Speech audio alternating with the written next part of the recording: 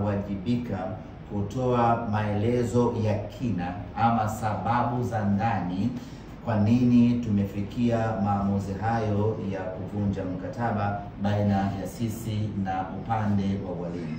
Kwa mantiki hiyo basi, taarifa ambayo inapaswa kuwafikia mashabiki wetu wa Simba kupitia ninyi ndugu zetu waandishi wa habari ni kwamba ni makubaliano ya pande zote mbili.